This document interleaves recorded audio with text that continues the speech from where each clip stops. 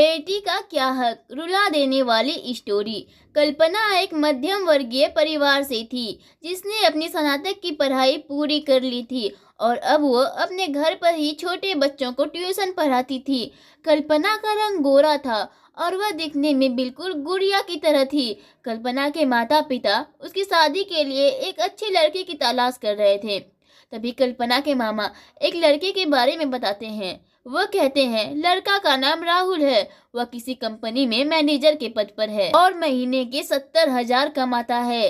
कल्पना के माता पिता ने लड़के की फोटो देखी तो उन्हें लड़का पसंद आ गया। जब कल्पना की मां ने कल्पना को लड़के की तस्वीर दिखाई तो कल्पना ने कहा, जब आप दोनों को लड़का पसंद है तो मुझे भी पसंद है।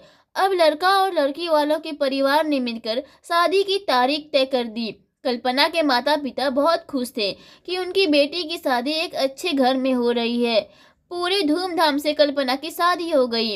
अब कल्पना अपने बचपन के घर को छोड़कर एक नए घर चली गई। कुछ दिन बाद तो कल्पना अपने माता पिता और अपने भाई घर की बहुत याद आती।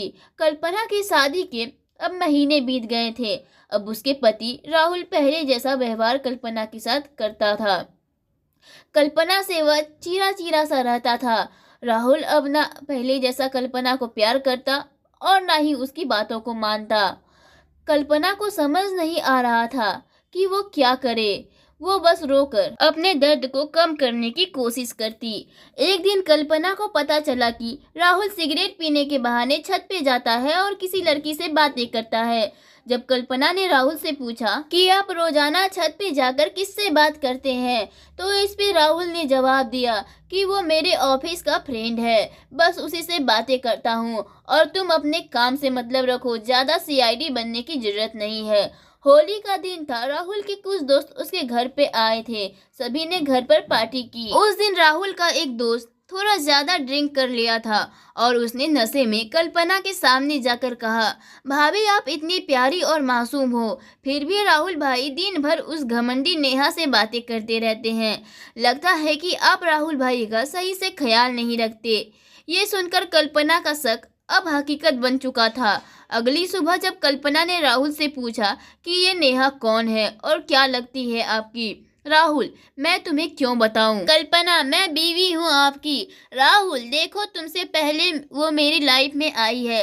कल्पना, तो फिर मुझसे शादी क्यों किया। राहुल, बस तुम अच्छी लगी इसलिए शादी कर लिया।